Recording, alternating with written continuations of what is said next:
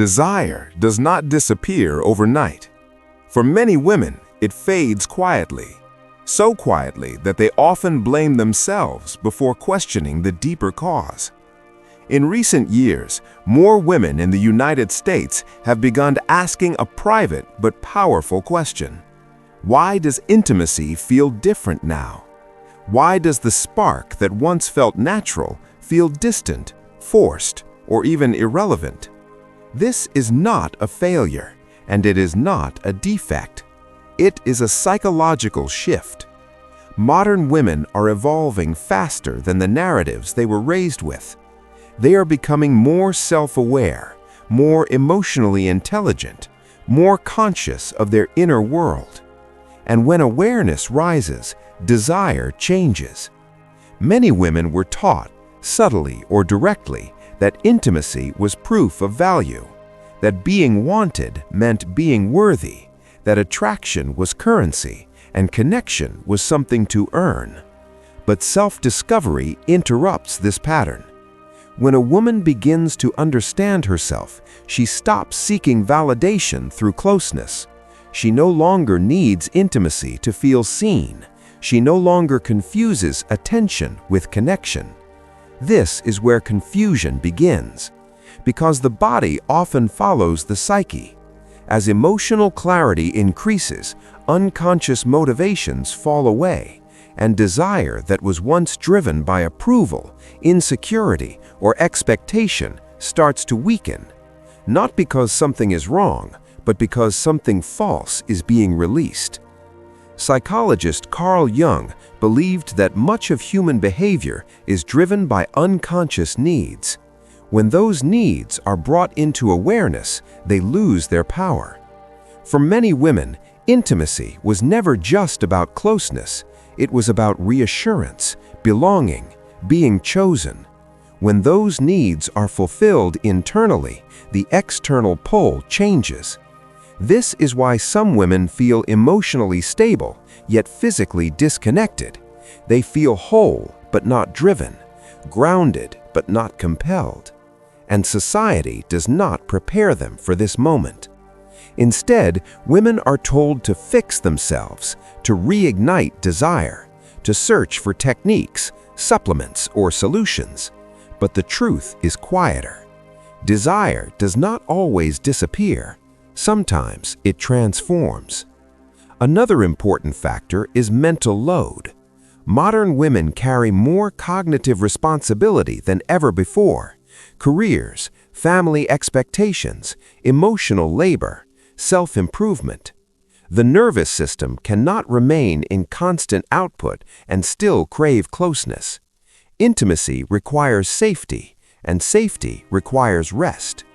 When the mind is always alert, the body stays guarded. Many women are not disconnected from desire, they are exhausted. There is also a deeper emotional shift happening. As women grow, they become less tolerant of shallow connection. They sense when closeness lacks meaning, when presence is missing, when intimacy feels transactional rather than genuine, and the body responds honestly. Low desire is often not about attraction, it is about authenticity. When intimacy does not align with inner truth, the psyche withdraws energy, not as punishment, but as protection. This is why forcing desire never works long-term, because the issue is not physical, it is symbolic. In Jungian psychology, this moment marks the beginning of individuation, the process of becoming one's true self. And individuation always disrupts old patterns. What once felt exciting may now feel empty. What once felt necessary may now feel optional. This shift can feel isolating, especially when culture still equates intimacy with normalcy. But this phase is not an ending, it is a threshold. And understanding it is the first step toward a deeper, more conscious relationship with connection itself. In the next part, we will explore how emotional independence reshapes attraction, and why many women mistake this transformation for loss when it is actually growth. As awareness deepens, a subtle tension begins to form inside many women. On one side is growth, on the other is expectation. This is where inner conflict quietly replaces desire. Carl Jung described this tension as the struggle between the conscious self and the unconscious patterns inherited from culture and family. When a woman begins to individuate, she no longer lives only from learned roles. She starts listening to her inner voice, and that voice often asks uncomfortable questions. Why am I seeking closeness? Is it because I want connection, or because I fear distance? These questions change everything. Desire that once felt automatic now requires alignment. The body no longer responds to obligation, it responds to meaning. Many women notice that attraction fades when emotional presence is missing, not because their capacity for intimacy is broken, but because their psyche refuses to participate in something hollow. In Jungian psychology, the psyche seeks wholeness. When a woman is no longer fragmented, she no longer uses intimacy to fill emotional gaps. This can feel confusing, because external behavior has not changed much. Relationships may still exist, affection may still be present, but the inner drive feels quieter. This is often mistaken for disinterest. In reality, it is discernment. Another layer of this shift involves the shadow. Jung believed that the shadow contains the parts of ourselves we were taught to suppress. For many women, desire itself lived in the shadow. It was shaped by approval, performance, and being wanted.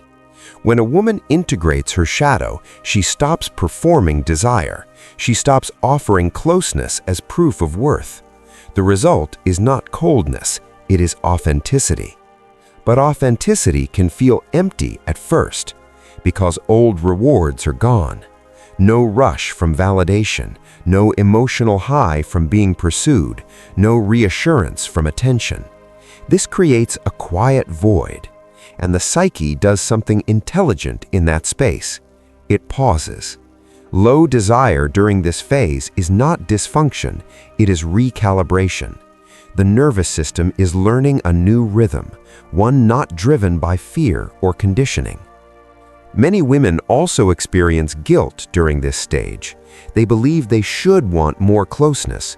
They compare themselves to past versions of who they were. But Jung warned against identifying with the past self. Growth requires letting old identities dissolve. The woman who needed intimacy for reassurance is not the same woman who understands herself, and the body knows this before the mind accepts it. This is why forcing desire often backfires, because the psyche resists regression. True intimacy, in Jungian terms, emerges only when both individuals meet as whole beings, not as fragments seeking completion. Until that alignment exists, desire remains selective, quiet, discerning. This is not loss, it is refinement. In the next part, we will explore how emotional independence changes attraction and why desire often returns, not as urgency, but as depth. As emotional independence strengthens, attraction begins to change its language. It no longer shouts, it no longer rushes, it waits. This is where many women feel most confused, because they are no longer chasing closeness, yet they are not closed. They are simply no longer driven by unconscious need. Carl Jung believed that when the psyche becomes more integrated, instinctual energy is no longer scattered, it becomes focused. And focused energy feels quieter but deeper. This is why desire may feel lower on the surface, but more precise underneath. Many women notice that casual attraction no longer registers. Flirting feels empty. Attention feels neutral.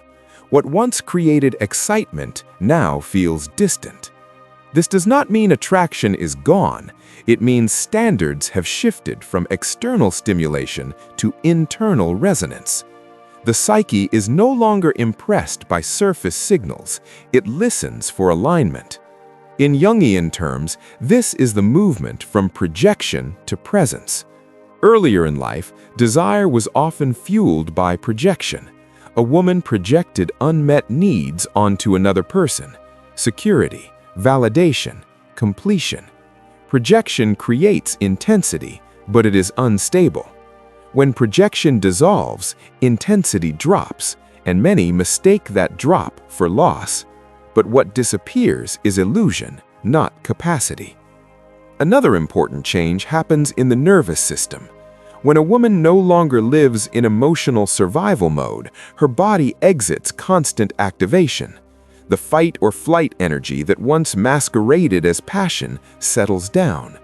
Calm replaces urgency, and calm does not always feel exciting at first. The body must relearn how to desire without anxiety, without pressure, without performance. This takes time. During this phase, many women feel emotionally strong but physically indifferent. They enjoy solitude. They protect their energy. They feel complete without external stimulation. This is often the healthiest stage psychologically, yet it is the most misunderstood. Because culture equates desire with vitality and stillness with something being wrong. Jung viewed this differently. He saw withdrawal of energy as preparation, a necessary inward turn before a higher form of expression emerges. When desire pauses, the psyche is reorganizing. It is deciding what is worth engaging with and what is not. This is also why attraction becomes rare but meaningful. A woman in this stage is not disconnected, she is selective. She does not respond to attention, she responds to presence. She does not seek closeness to feel whole. She allows closeness only when it adds depth. This can feel lonely, but it is also powerful. Because for the first time, intimacy is no longer a need, it is a choice.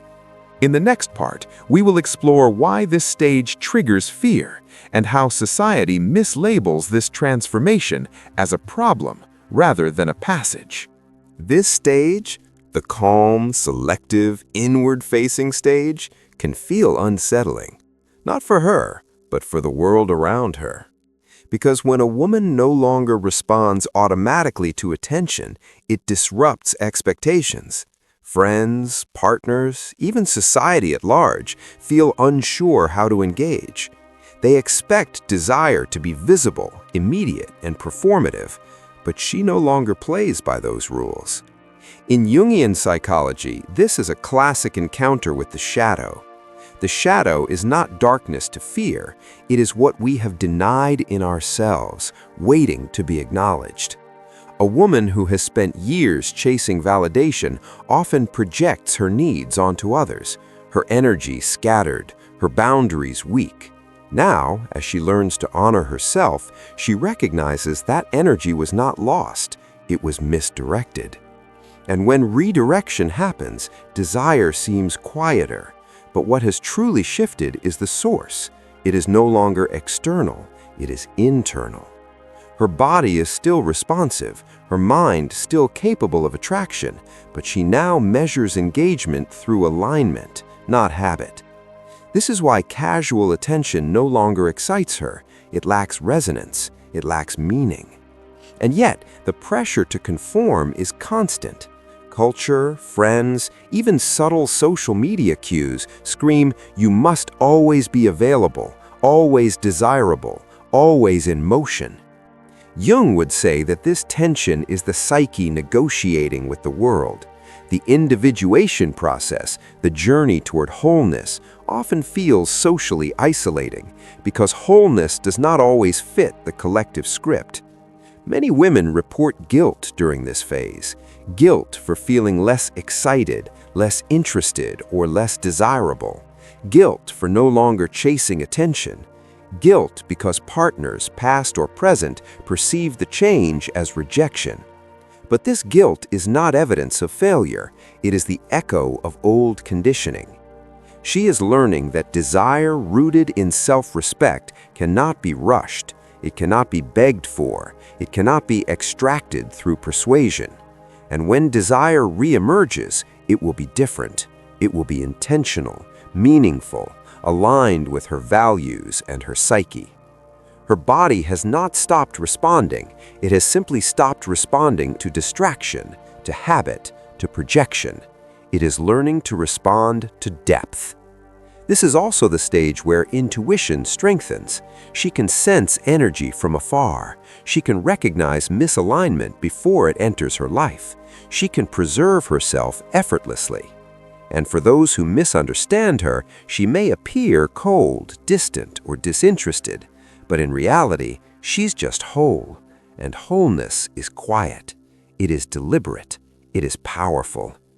In the next part, we will discuss the process of reintegration, how desire returns, transformed, as a conscious choice rather than a reflex, and why this choice makes her more magnetic, more alive, and more psychologically resilient than ever before. As she continues this inward journey, she begins to notice something crucial. How much of her previous desire was shaped by others, by expectations, by the pressure to be wanted, to perform, to fit someone else's idea of intimacy. And suddenly, it all feels hollow. Carl Jung called this process individuation, the journey of becoming whole by integrating the shadow and the self. And now it's real. She can see it. She can feel it. Patterns that once dictated her choices, relationships that once drained her energy, desires that weren't truly hers, they all come into view. This is where the change happens. The shift in sexual interest, not because desire is gone, but because it no longer needs to exist as a tool for validation. Her energy is no longer spent seeking approval, no longer wasted on reassurance. She understands now, intimacy in its truest form cannot live on fear, obligation, or social pressure. It thrives only from genuine connection, alignment with herself, freedom.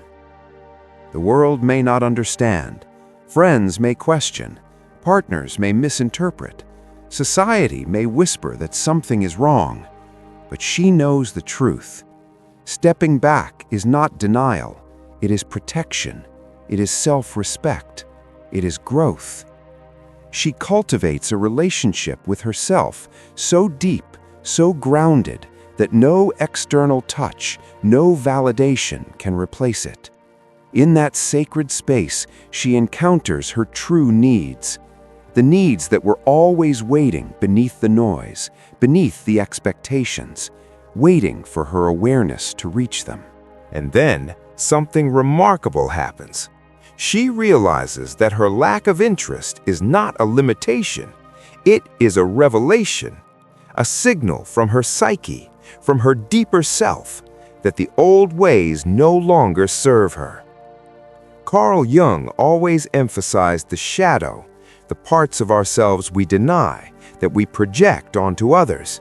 And now, she sees it clearly. The relationships she once pursued, the energy she once gave, were often mirrors of what she denied within herself. The restlessness, the neediness, the fear of being alone, they were never about others. They were about her, not yet fully seen, not yet fully integrated. By stepping away, by listening, by honoring her inner truth, she begins to reclaim her power. Her desires, once scattered, now condense into clarity. She no longer chases, she no longer pleads, she simply aligns with herself. And here is the paradox. As her external interest in casual desire, in performative intimacy fades, her inner life blossoms. Her intuition sharpens, her emotional presence deepens. She begins to feel things with a new intensity, not sexual in nature, but soulful, archetypal, primal, a connection to life itself, to creation, to her own energy. She learns to discern what feels nourishing, what feels hollow, and with that discernment comes freedom. freedom from patterns, freedom from fear, freedom from the need to prove herself. The world may still misunderstand. Some will call her cold. Some may whisper that she has lost something essential. But she knows the essential was never out there. It was always inside, waiting for recognition, waiting for integration, waiting for love from herself first. And this is the stage where true transformation solidifies, where self-respect, self-knowledge, and self-alignment become permanent, where sexual desire or interest in it is no longer dictated by external forces, where her energy, her intimacy, her very presence is hers to choose. She begins to see the world differently. She sees relationships not as validation, not as completion, not as necessity, but as conscious collaboration, mutual respect, shared growth, genuine connection. And only then, only with awareness, can intimacy return in a way that is fulfilling, soulful, conscious. This is not about denial. It is about awakening, the awakening of the feminine psyche, the recognition of the self, the reclamation of power through presence, through boundaries, through knowing who she is. And in that knowing, there is peace, there is clarity, there is a magnetic energy, not of need, but of wholeness, and that is intoxicating in its own right. And now she begins to emerge fully, not as someone who has conformed, not as someone who has chased, but as someone who has claimed herself. Her sexual interest, her desire, her intimacy, they are no longer obligations, they are choices, conscious choices, rooted in alignment, in self-respect, in authenticity. Carl Jung taught that the process of individuation, the journey to wholeness, is never comfortable. It requires confronting the shadow. It requires questioning the scripts that once defined us.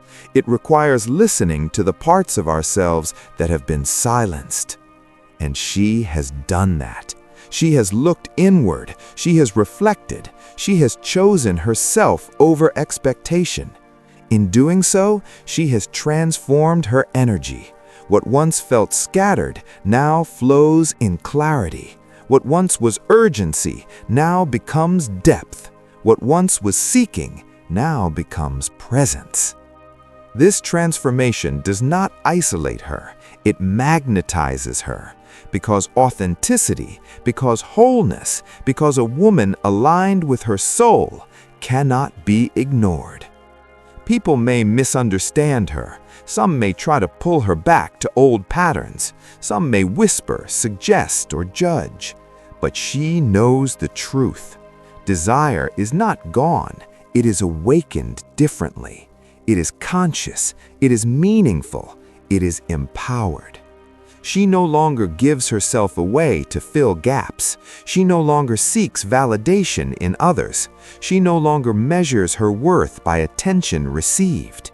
Instead, she knows that intimacy, connection, attraction are at their highest potential when they are shared, not demanded, not performed, but fully felt, fully aligned, fully conscious. And in this new alignment, she experiences freedom, the kind of freedom that awakens the soul, the kind of freedom that no external pressure can take away, the kind of freedom that allows her to love without need, without fear, without compromise. This is the power of self-discovery, the power of Jungian psychology applied to life. The power of integrating shadow, embracing wholeness, and choosing oneself. And when she moves through the world, now fully present, her energy resonates differently. Her relationships are transformed. Her intimacy is sacred. Her sexual interest, if and when it returns, is conscious, potent, empowered, and entirely her own. This is not a loss. This is not emptiness. This is awakening. This is liberation. This is the woman who no longer seeks because she has found herself. And that is a force the world cannot ignore.